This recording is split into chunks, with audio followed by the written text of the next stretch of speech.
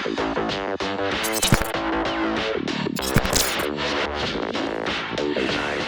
everyone, Greg and Ryan with you for a new Money Investor update. A couple of weeks ago, we asked you to send in any questions you might have about anything related to some of the topics that we've been discussing.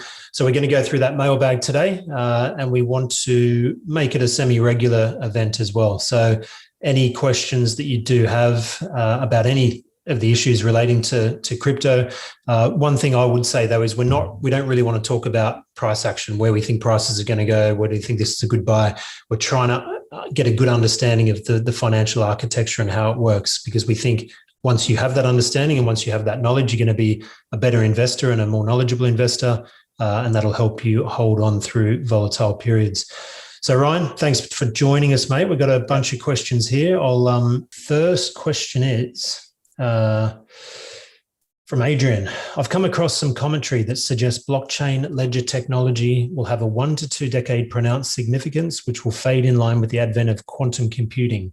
And then the capacity to offset the encryption, which gives blockchain its efficacy. Will the team's insight and foresight run to pondering things that far ahead? Yeah, look, I think it's something, the Bitcoin and the crypto community have known about since day one. The fact that, quantum computing is a potential long-term threat. But on that point, I suppose what I'll just say quickly is that, quantum computing provides, new attack vectors, but it also provides new ways of defending the system as well. So you can't really say, quantum computing is going to ruin the security model without realizing that quantum computing in some ways will probably enhance the security model, because, all cryptos, including Bitcoin, are always evolving to get better along with research and technology. So in my head, it's one of these things that gets thrown out sometimes by people who don't want or don't believe in Bitcoin as a potential threat. I don't think it's a serious threat, really. And we've got a few years to work that out as well. A number of years, yeah, definitely. Next question from Jenny. Hi, Greg and Ryan. Like many, I'm brand new to this world of crypto. A question I have is, who owns all the computing power needed to run these cryptos? And what I need is a really simple ABC breakdown, like what wallet to use and how do you set it up? And do you need a wallet first? And then what platform from there do you use?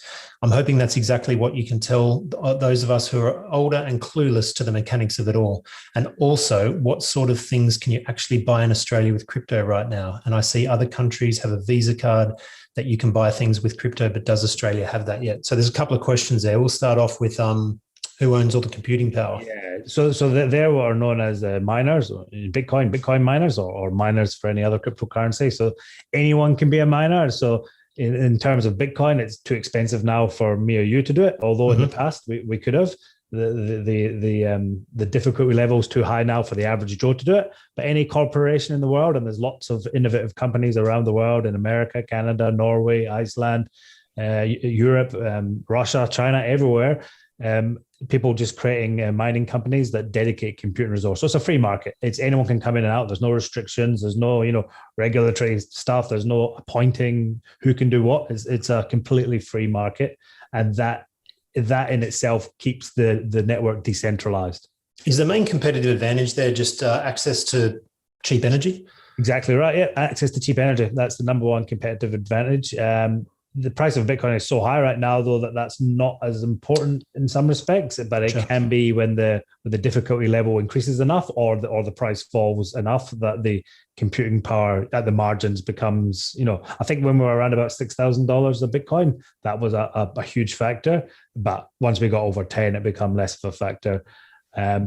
Interestingly enough, and I'm just going to throw this out there in respect to the Elon Musk saying mining is a dirty, industry. While Bitcoin mining itself doesn't have any political view on that, like you said, the primary objective is where's the cheapest source of power.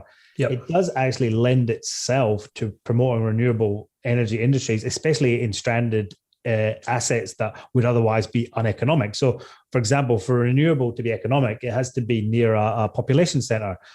But with Bitcoin, you don't need to be near a population. So you can have a hydro plant generating Bitcoin in the middle of nowhere. You could have solar panels in the desert in Australia. I've had this idea in my head of, the outback could be the new Wall Street in Australia, Yeah.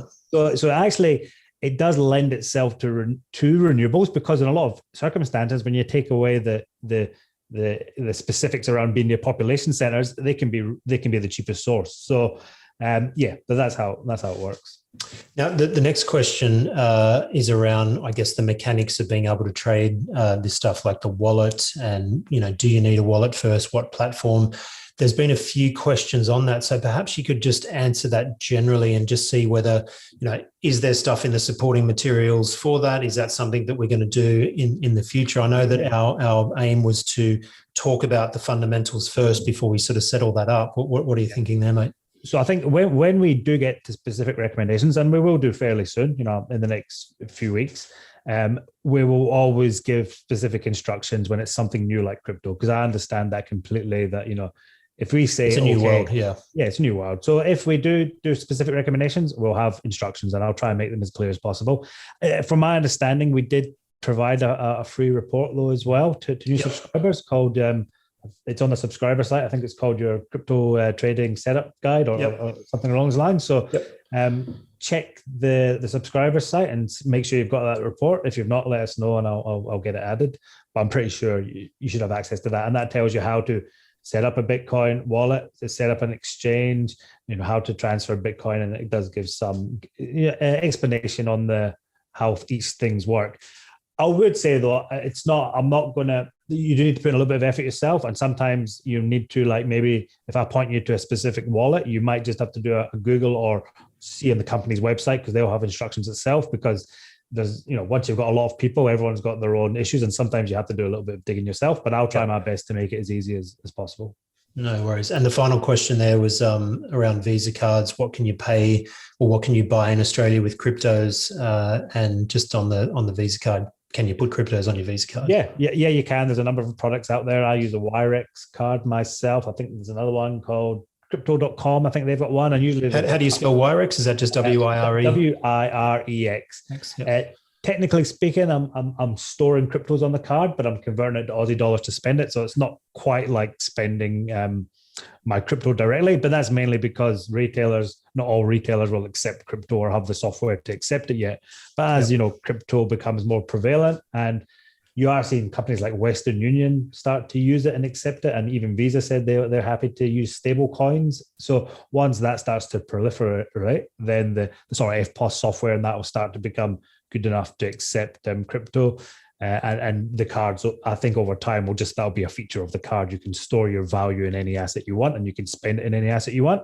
And the receiver will be able to convert that into any asset they want to hold it into. So it'll be that sort of two-way thing. But it's a work in progress. But there are some companies that accept crypto already. Tesla did, but they don't now because they changed their mind. But there are specific companies that accept it. Well, I think the other thing just to point out there is that, we're looking at this new money system evolving as a store of wealth. So it's not so much, there will be money that comes out of it, but these coins have got to find their level of true value before I think you can start to see them really start to transact, because at the moment, taking Bitcoin, it's a good store of wealth over time, not necessarily a great unit of exchange, because the money value of it just does move around so much. So I think in years to come, these things will be transacted as money a lot more than they are now. And that's why stable coins have come about, right? They're sort of the whole point of using money that's attached to something that is more stable, while these underlying crypto technologies find their real value. They're speculative investing assets right now, and you wouldn't spend your early shares in Facebook as cash just because you could. I think some people try and put the cart before the horse and say, well, you can't use this as money yet. That's down the line. You need to, Bitcoin's value is only like 10% of the value of gold. It's nowhere near the M1 money supply in the world. So why, it's not a feasible day-to-day currency until you know, roughly speaking, what the true value of that is. And when that happens, Bitcoin will be traded like a foreign exchange currency in some ways. It will have a relative value relative to any other fiat or any other currencies that exist in the new world. Yep. Right, next question from John. Don't know if you can help John out here, mate, but it says a couple of years ago, I took a punt with the exchange called My Crypto Wallet and ventured a couple of $100 in Bitcoin, Ethereum, and Power Ledger. Although I am still able to log into the site and see the value of my crypto increasing, I have seen comments on social media that the business is bogus and depositors cannot get their crypto paid out again. My suspicion was raised by the absence of any new news on the site. I emailed them, but have not yet received a reply. Can you reassure me or confirm my worst fears that I have been scammed? Can you recommend a trustworthy crypto exchange? Again, I actually don't know about that, to be honest. I would say the first thing would be to see if you can move your cryptos, because if you can't move your cryptos, then there's a problem. Yeah. If you can move your cryptos, then it's probably just a wallet that's not, got much customer service or anything like that. I have heard of it, but I've never used it. I would say what I would try and do is I would try and move my cryptos to another wallet, and again look for that guide on the wallets I tend to use, and that might help you out. No worries. Next one from Karen. As I'm very new to all of this and was given the information by a friend, I was wondering if you could assist me with how to buy my first shares. I've read many of the resources, but as you can imagine, not being in the financial market world, it's very confusing and unknown. Well, I'm sure it is, because it's confusing to me, and I've been involved in the market for a long time. So I think this goes back to an earlier question we had, mate. We'll get some specific details. There's already stuff on the website that gives you a bit of a rundown, and we'll get some specific details when we do make our first recommendations in the coming weeks. Yeah, what I would say to anyone that's brand new like that, just let us guide you and just follow us along. When it's time to do something, we'll let you know. You don't need to jump ahead and try and get to the end game, especially given the relative falls in crypto of late. We've got plenty of time to go through this methodically and properly. And when we've got instructions, we'll give a clear guide. I hope you enjoyed that preview from New Money Investor. To get access to the full video and much more, please click on the link below.